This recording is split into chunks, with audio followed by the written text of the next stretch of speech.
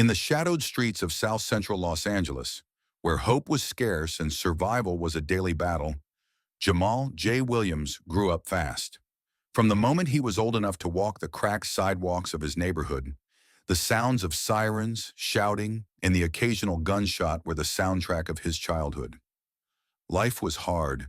His mother worked two jobs just to keep the family afloat, and his father had long since disappeared into a prison cell. Jay learned early that loyalty wasn't just a word, it was a lifeline. By the time he was 13, Jay was already running errands for local Crips, the notorious gang that held the streets with an iron grip. The blue bandana he wore wasn't just a fashion statement. It was a badge of belonging in a world where belonging could mean the difference between life and death. Jay wasn't just another kid in the gang. He was smart, quick-witted, and had an uncanny ability to read people. He quickly rose through the ranks, gaining the respect of older members for his fearlessness and street smarts. Jay's reputation spread through the neighborhood. He wasn't the biggest or the toughest, but he had something rarer, the instinct to survive and the hunger to get out. He started running small drug deals, managing contacts, and protecting territory with cold precision. Every day was a high-stakes gamble. One wrong move could end everything. But Jay had a plan. He dreamed of more than just the block, more than the endless cycle of violence and loss. He wanted to give his younger siblings a chance at a better life, a future away from the gunfire and grief. Yet beneath the tough exterior, Jay wrestled with doubts. The gang's grip was strong, and loyalty was demanded above all else. Betrayal wasn't just frowned upon. It was punished with brutality. His closest friends were like brothers, and turning his back on them felt impossible. But as he grew older, the weight of his double life pressed heavier. He saw the toll it took. Friends dying in drive-bys, families torn apart, dreams crushed, and still, the promise of money and freedom dangled just out of reach. One night, at a rundown motel on the edge of the city, Jay met with a man who would change everything. A local drug lord, known only as Viper, offered Jay a deal that shook his world, a massive payout in exchange for information that could cripple the Crips' operations. Viper promised that the money would be enough to get Jay and his family out of the hood for good. It was a chance at the life Jay had always wanted, but it came with a deadly price: betrayal. Jay's mind raced. Could he really risk everything for money? Could he live with the consequences? The faces of his family flashed before his eyes. His little sister who dreamed of college, his mother who sacrificed so much. The temptation was almost too great to resist. As Jay shook Viper's hand that night, a cold shiver ran down his spine. He knew that from this moment on, nothing would ever be the same. Loyalty, trust, survival, all would be tested in ways he never imagined. And the streets of South Central would soon witness a betrayal that would echo far beyond the alleyways and block parties. Jay couldn't sleep. Every time he closed his eyes, he saw Viper's face, calm, confident, calculating, and heard his voice echoing in his mind. Half now, the other half when the job's done. This is your way out, Jay. The envelope he had taken home was still sitting untouched in his closet, thick with cash. More money than Jay had ever held at once. $40,000, just for talking. Just for giving Viper what he wanted. The Crips' stash house locations, schedule of shipments, who ran what and when. Jay knew the weight of what he was about to do. He wasn't just selling secrets. He was putting lives on the line. And if he got caught, there was no second chance. No conversation. Just a bullet to the head or worse, left bleeding in the street as a warning. But then he'd look around. His mom coming home from another 14-hour shift at the nursing home, limping from a bad knee she never had time to fix. His little sister Layla studying in the hallway with headphones on, trying to ignore the gunshots outside. His younger brother Marcus, already starting to flirt with street life, watching Jay like he was a god. Jay wanted more for them. He needed more for them. Over the next few days, Viper made it clear he wasn't playing. He sent Jay burner phones, encrypted chat apps, and strict rules. No names, no locations sent through texts. Meetings would happen face to face, in neutral territory, always at night. Jay's first delivery of intel was simple: the location of a low-tier stash house in Crenshaw. It wasn't critical, but it was enough to prove he had access. The raid happened 2 nights later. Police stormed the place with military precision. No shots fired. 3 Crips arrested. 30 grand worth of product gone. Jay kept his head down, said nothing, acted surprised like everyone else. But inside he was shaking. Not from guilt, not yet, but from the sheer speed at which the game moved when you were playing both sides. And Viper kept pushing. More information, bigger targets, faster.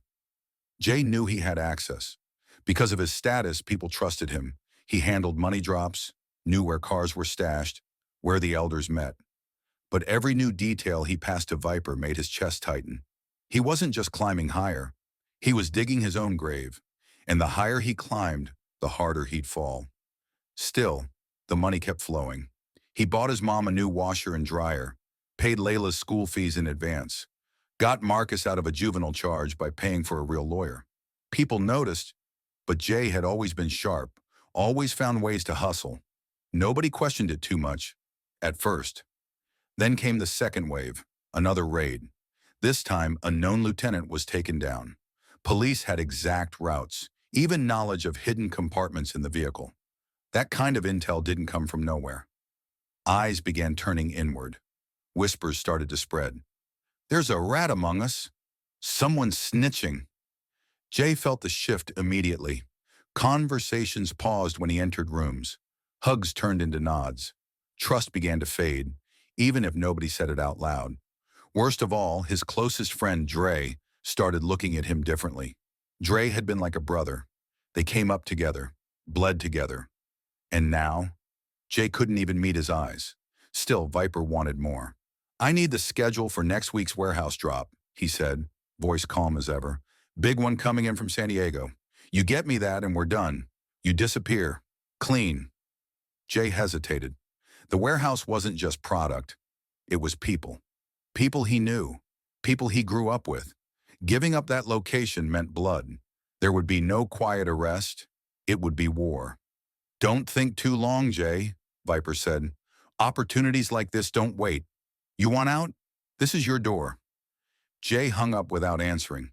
That night, he walked to the corner store for a soda, trying to clear his head. Halfway back, he noticed someone tailing him.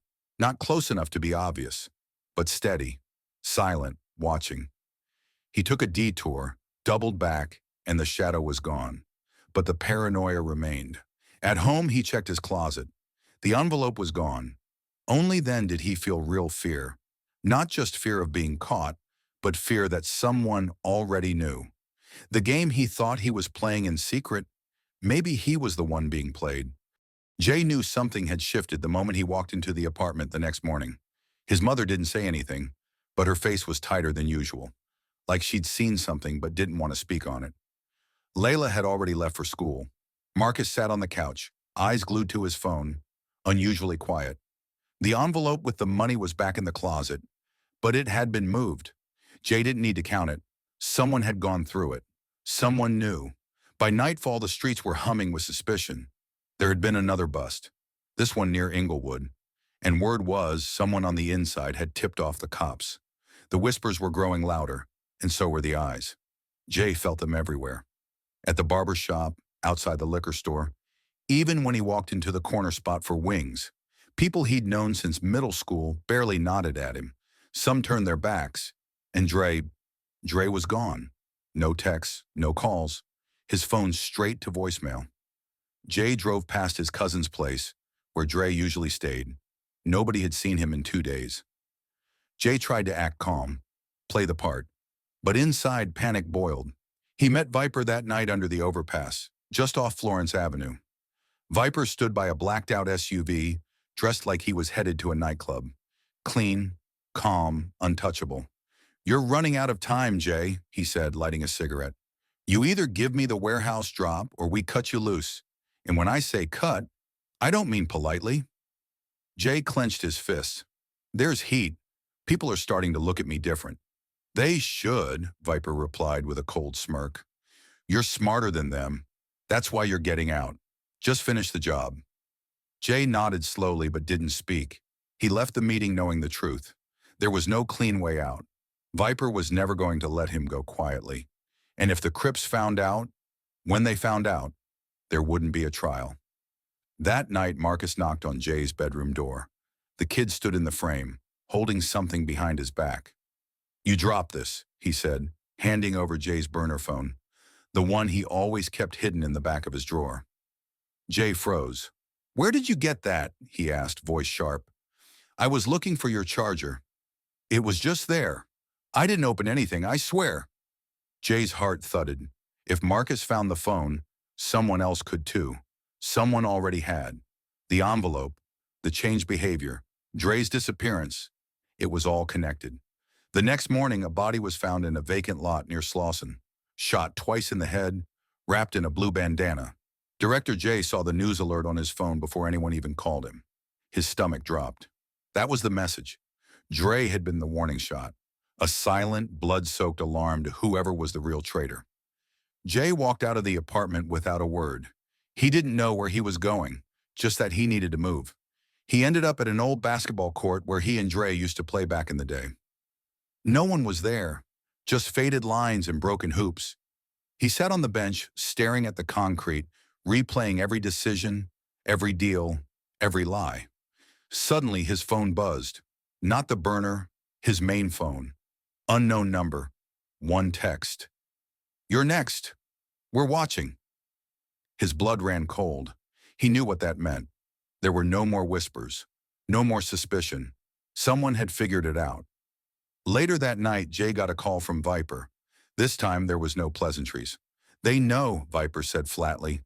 "And I warned you. You need to vanish. Now." "I need the rest of the money," Jay snapped. "You said, forget the money. You're lucky I'm even warning you." "You're burnt, Jay. They're not just coming, they're hunting." And then the call dropped. Jay didn't sleep. He spent the night packing, erasing, hiding phones, wiping fingerprints. He took what money he had left, stuffed it in a duffel, and wrote a note for his mother. He didn't say the truth, just that he had to go, that he loved them. By sunrise, he was gone. But as Jay stepped out into the alley behind their apartment, a car with tinted windows crept down the block. It slowed near him, stopped, and then kept moving. Jay's instincts screamed, "They're not guessing anymore. They know." The betrayal was no longer a secret. It was about to become a spectacle. Jay didn't head south, didn't go to Vegas, didn't try the obvious. He knew better. He knew how the Crips operated when they were serious. And now they weren't just serious, they were surgical. He went east, through back roads in small towns, paying cash for gas and food, ditching burner phones every few hours. He avoided cameras, avoided highways, slept in motels under fake names, changed his appearance, shaved his head, wore sunglasses even at night. It was like trying to outrun a shadow that knew your name, your blood, your heartbeat. But there was one thing he couldn't run from: the internet. It started 2 days after Dre's body was found. Jay was in a motel near Flagstaff when he opened a public Wi-Fi connection to check the news. That's when he saw it. A video had gone viral. Millions of views. It was titled simply, "This is what happens to a rat." It started with a shaky camera showing a man tied to a chair, his face swollen and bloodied. The room was dark, lit only by a swinging bulb overhead. You couldn't see his face clearly, but you could hear his voice. It was Dre. His voice was hoarse, weak, but unmistakable. "They said, someone close to me gave up the warehouse. I don't know who, but they told me it was someone I trusted." Then a gloved hand slapped him hard across the mouth.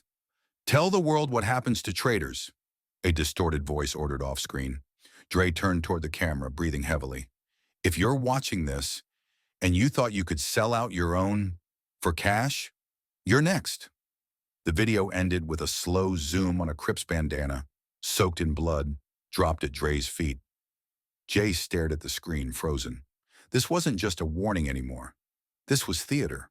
The gang was sending a message not just to him, but to everyone. This was new. The streets didn't used to do this. They handled things in silence. But now it was content. Now it was views. Now the code of the street had merged with the hunger for attention. Jay knew what would come next. He would be the season finale. That night, another video dropped. It wasn't violent, not yet. It was surveillance footage. Someone had stitched together clips from security cameras across LA. Jay's face was blurred, but not enough. He was shown walking into Viper's SUV. He was shown exchanging envelopes in back alleys. He was shown laughing, looking relaxed. The caption read, "Found him yet? The streets will." And then the comments flooded in. "That's Jay from Florence. He used to roll with Dre. Ain't no hiding now. The clock is ticking. When's the live?" Jay's hands trembled as he closed the laptop. His location was still safe, for now. But his time was running out. He went on the move again, bought a burner from a gas station and called Viper. They put Dre online. His death. His last words, "I saw," Viper replied, eerily calm. "You didn't warn me about that. I told you this isn't just about you anymore. You broke a code. You turned your back on a family that lives by blood. You're not hiding from men now. You're hiding from a mythology." What the hell does that mean? It means the moment they turned your betrayal into content, you stopped being a person and became a symbol. And people kill symbols for free. Jay hung up.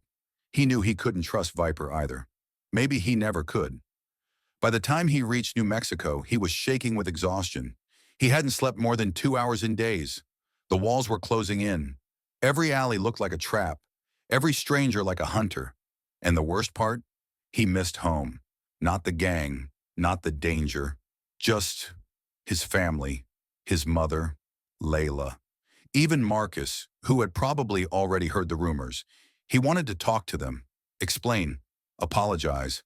But that would only put them in danger too. So he waited. And then it happened. A live stream alert popped up from a known Crip-affiliated account. Tonight, 11 p.m. PST, The Rat Faces Justice, live. The thumbnail was blurry, but it was unmistakable. It was Jay's face, his most recent haircut, his new hoodie, a snapshot from that day. He checked the timestamp. The photo had been taken less than an hour ago. They were close, too close. Jay stood in the middle of a cheap motel bathroom, staring at himself in the cracked mirror. This was it. They weren't just coming. They were going to broadcast it, and the whole world would watch. The motel room was silent, but Jay could hear his heart beat like a war drum. He pulled the curtains back an inch. Outside, the parking lot looked empty. A couple of dusty sedans, a flickering light by the ice machine, and a gas station 2 blocks away. Nothing obvious. No cars idling. No men in blue bandanas waiting in shadows. But Jay knew better. They were already there, somewhere close. Maybe watching from a room across the lot. Maybe already inside. He didn't know how they found him. Facial recognition, tagged metadata, or maybe someone tipped them off for clout. None of it mattered now. He threw everything into his duffel, clothes, money, the last burner, and tucked his .38 into the back of his waistband. It wouldn't save him, not against them, but it felt better than going out empty-handed. He didn't take the car. That would be too easy to track. Instead, he slipped out the back, hopped a rusted fence, and disappeared into the desert edge behind the motel. For hours, he moved on foot, sticking to the brush, ducking every headlight, every bark of a dog. His sneakers were shredded, his mouth dry, but adrenaline pushed him forward. By morning, he was in a small abandoned trailer park on the edge of an old freight route. He found shelter in a wrecked RV, smashed windows and all. There he collapsed, not to sleep, just to breathe. That's when he turned on his burner and opened the stream. 500,000 people were waiting. The live stream hadn't started yet. A countdown timer glowed in bold red numbers. Live in 045734. And below it, one message was pinned in the chat. "We got him." Jay's mouth went dry. They were taunting him, broadcasting the kill before the kill, turning his death into entertainment. Then the chat exploded. Is this for real? Who's doing the shoot? I heard they got him in Arizona.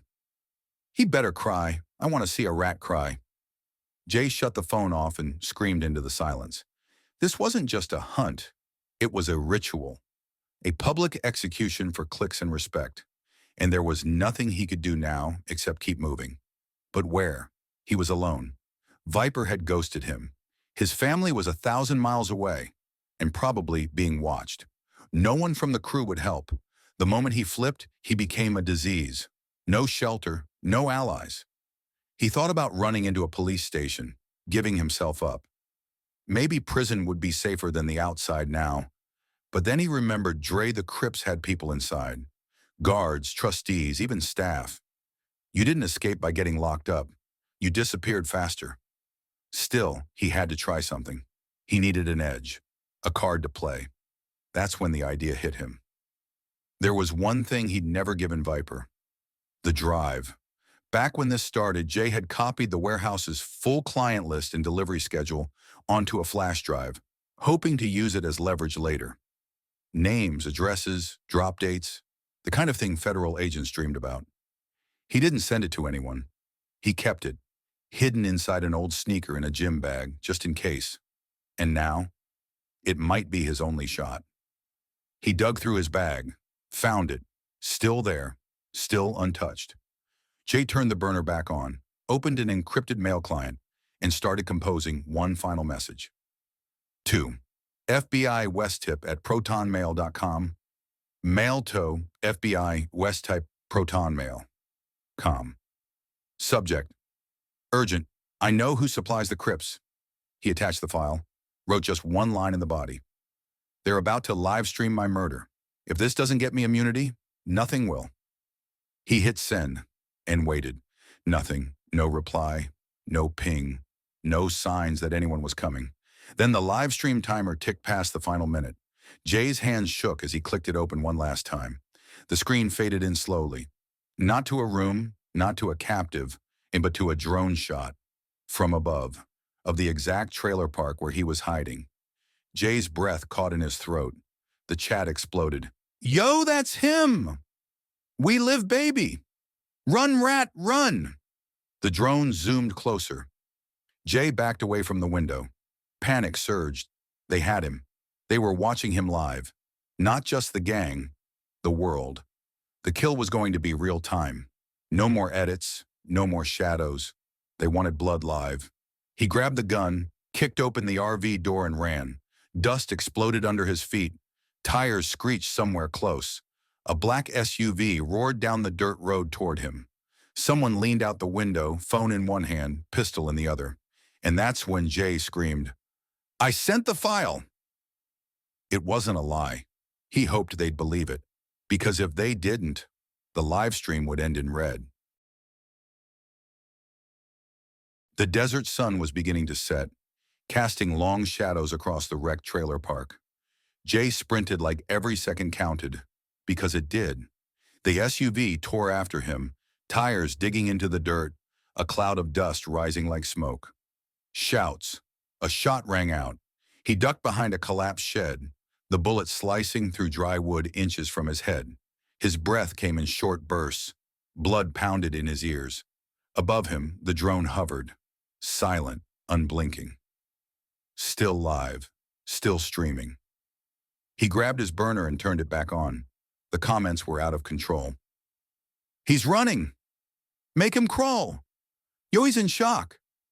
This is better than Netflix. Jay wanted to smash the phone, but instead he hit record. I sent the file, he said aloud to the camera. His voice cracked. Names, deals, addresses. You want immunity? Come get me before they do. He dropped his location pin and sent it to the same encrypted address. Now it was a race.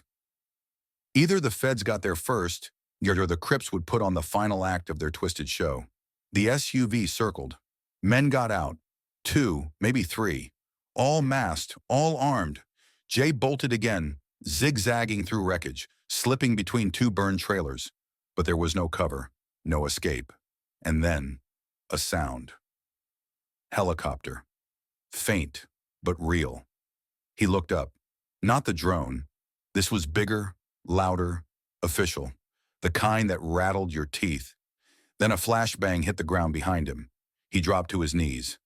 "Federal agents, do not move!" Jay froze. He looked to the left. The Crips were still coming, maybe 20 yards away, weapons drawn. One of them raised his pistol, even as the helicopter wind blasted over them. Then, gunfire. Controlled. Precise. Not from the gang. From the sky. The man with the pistol dropped instantly. The others scattered. One disappeared into the brush. Another dropped his weapon and laid flat. Jay raised his hands. "I'm the one who sent the files." Within seconds, tactical agents stormed in. Black vests, helmets, rifles. One tackled him. Another checked his ID.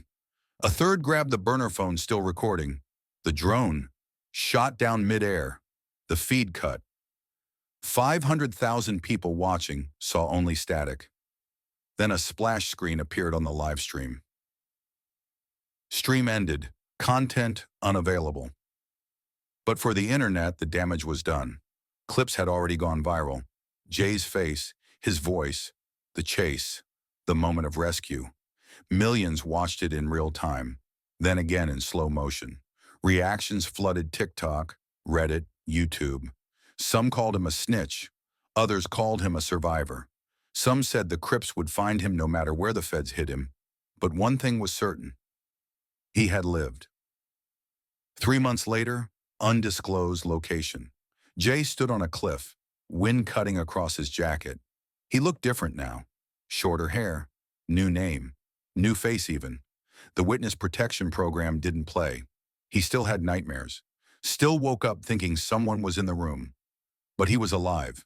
The FBI had taken the files seriously. Raids went down in 3 states. Arrests were made.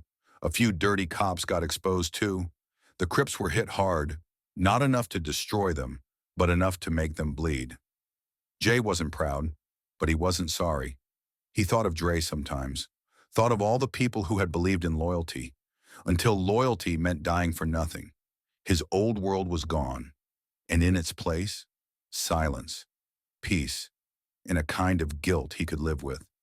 As he turned to walk back to his safe house, he paused. The wind carried a faint buzzing sound, like a small motor, a whine overhead. Jay froze, looked up. A drone, not federal, smaller, homemade.